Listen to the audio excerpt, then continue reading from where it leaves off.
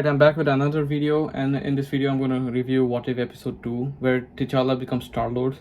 And first thing I have to say, it was very interesting to see how T'Challa becomes Star-Lord in the first place, how he gets taken away by Yondu, and his people like Kraglin and Taserface, who was in Guardians of Galaxy Volume 2. And the way they take him away was not just well, first of all, in the episode is something about Kraglin and Taserface making a mistake and picking up the wrong kid because they thought all human beings look the same or something like that. So instead of picking up Peter Quill, they picked up T'Challa, and T'Challa becomes Star-Lord.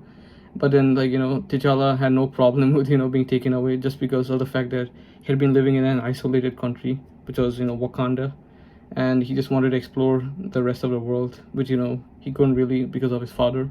And one day he throws a spear out of the force field that's isolating Wakanda from rest of the world, and it goes out, and that's when the ship arrives and takes him away.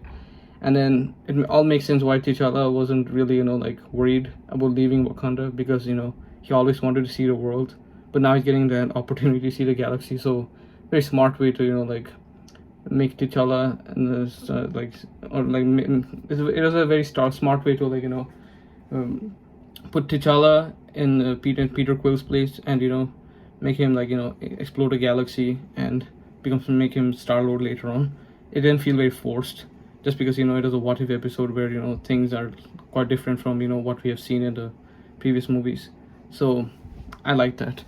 Now, first of all, his character as T'Challa was, Star-Lord was very Peter Quill. T'Challa as Star-Lord and Peter Quill had their differences in many ways, and that's what this episode did a great job showing.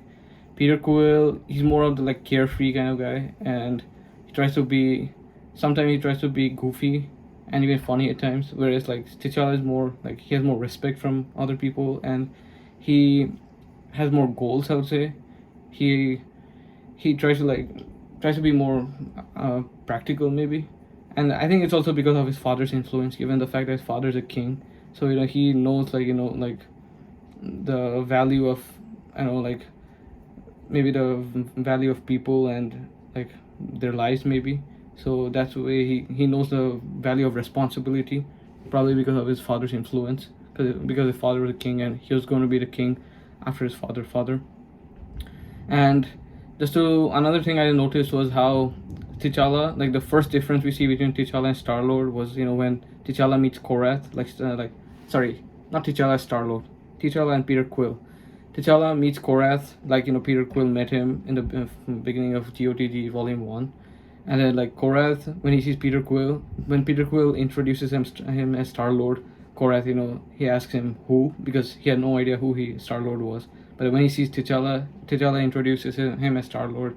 He tells him he's a big fan of him, and then he wants to really work for him, and he actually started working for him. So shows how much people respect T'Challa and how much they really know him. But then T'Challa, on the other hand, he doesn't really want too much respect. He doesn't want people to bow to him. Even in Infinity War also, when Bruce Banner tried to bow him, and he's we don't do that here. And it just shows how very genuine he is. So it was a great way they showed that about T'Challa's character, which we then never really got to see much in the movies, maybe a little bit. But then, of course, just like the previous episode, this episode also nailed it with its action scenes. They were very quick, smooth, and just very fun to watch. I think one of the reasons being it was animated, so that way they could make it more fun without having to. Maybe I think that's a difference between animation and live action movies. Maybe animation movies they can make it faster just because they're animated, and that's why action scenes are faster. And another big surprise I saw was when T'Challa. This also did a great job showing T'Challa's character, and that was how T'Challa changed Thanos' mind from wiping out half the universe with Infinity Stones, because Thanos doesn't do that in this episode. Instead, they both ally with each other, which was very surprising and also impressive, because in the Avengers movies where the Black Panther and Thanos were in together, we never really got to see a proper fight. Forget about a conversation, but we never even got to see a proper fight between them two. between those two characters. Instead, it is mostly Iron Man having the conversations and fighting with him. Like, there's a scene in Titan, Thanos' planet, where like they're fighting. But then we never saw that we saw that between Black Panther and Thanos. But then in this episode, they straight away make them allies and make them like working with each other, which I don't think anyone ever saw coming. So that was very cool to watch and cool to see. And I was also impressed to see how Drax also wasn't so hot headed or wasn't so angry anymore, because in this episode, in this reality, his family is actually alive, unlike in the Guardians of Galaxy movies where his family is dead because of Thanos. But Drax over here, he's actually working as a bartender who's also a fan of T'Challa's Star Lord. So it was great to see Drax making that short cameo. And I'm also gonna say the Black Order. Like, there's nothing really something new about them. They're still the bad guys in this movie, in this episode, just like in the Avengers movies. But however, because Thanos was the good guy here, it was very interesting to see how Thanos would pan out with the Black Order, because we know that Black Order were working for Thanos. They're like the children of Thanos. But in this episode, they're on complete opposite sides. The Black Order works. They work for the Collector instead, and the Collector is the main villain of this episode. So it was great to see how Thanos fighting against some of them, especially with Cull Obsidian, because let's face it, Cull Obsidian is the closest to Thanos in terms of size and strength, and it was great to see them both fighting. And that's Cull Obsidian had that kind of axe slash hammer. It was interesting to see how Thanos was going to pan out against him, and it seems like Cull Obsidian was actually stronger than Thanos. I mean, he had a little bit help from Proxima Midnight, but still, he was able to put up a good fight against Thanos. So that shows that some of them are some of his children from the Avengers movies were actually more powerful than him, to be honest. Even though Thanos is also really powerful. In fact, he can even beat the Hulk, like we saw in Infinity War. So there's that. Now the final scene was pretty fun to watch when Yondu and T'Challa work together to beat the Collector. And we never got to see in the movies, but actually Collector is quite impressive when it comes to fighting. I mean, of course, he has a lot of different weapons, because that's what he does. He collects different weapons and creatures from different parts of the world. So it was great to see the Collector, all the weapons he used, which we never really saw in the movies.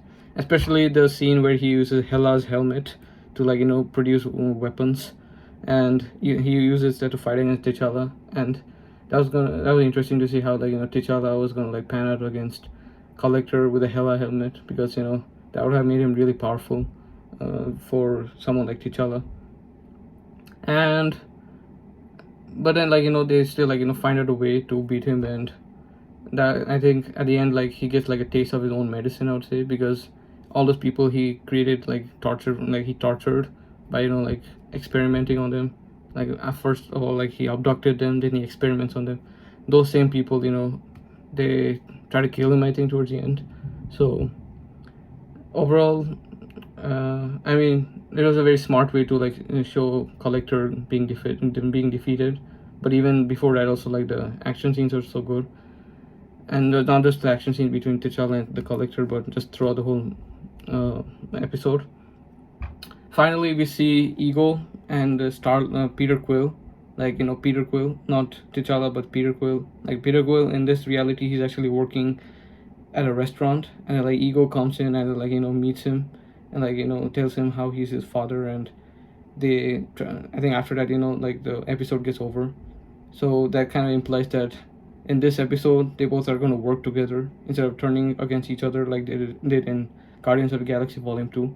So that would be interesting to see how they're going to take over the universe, because Ego, he was a really powerful character. I mean, he was a Celestial, and his Star-Lord, Peter Quill, also had the powers of Ego, the living planet. So both of them working together was going to be a huge challenge for not just T'Challa and his allies, but the whole world, I would say, for the whole universe. Actually, it would have been a quite unfortunate event to see them work together. Finally, before was showing the credits, they pay tribute to Chadwick Boseman, and that's when it just like, I wouldn't say I just got very emotional, but that's when I just remembered how Chadwick Boseman passed away last year, and that was really sad. I mean, I have heard that he will be back in a couple of other episodes for his roles. His like of course he's not going to be in person, but he had multiple roles apparently in other episodes where he portrays the voices of the characters, because it's all animated. So after a few more episodes, looks like Chadwick Boseman won't be there anymore to perform, not just in Marvel movies, but just in general. So that's gonna be a bit sad. And then he was a great actor actually. I don't think I really have to say all this. I think we all know this, and I just feel like I'm just adding something extra to this video. But I just wanted to just say how his character, he got taken away very soon, which we all know. But then more than that also, when his career was from what I've observed, when his career was as was at its peak, because first of all, in Civil War he appeared as Black Panther for the first time. That's when the audiences got his attention. And then in the next movie he appeared in, next Marvel movie he appeared in, was in the Black Panther movie, which was his own movie. That movie was very successful among the audience, both critically and commercially. Then in Infinity War, he appears, and then so does he appear in Avengers Endgame, and he was supposed to have few other movies of his after Avengers Endgame, because he had just gotten in MCU. He couldn't be he couldn't just leave the MCU that soon. And when I say he, I mean Black Panther, not Chadwick Boseman.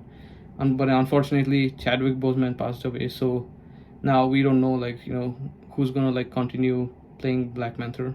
We will find out soon, and I hope the actor who actually plays Black Panther instead of Chadwick Boseman does a great job in portraying Black Panther. But then it's still uncertain, so we'll find out what happens with the future of the character of Black Panther in general.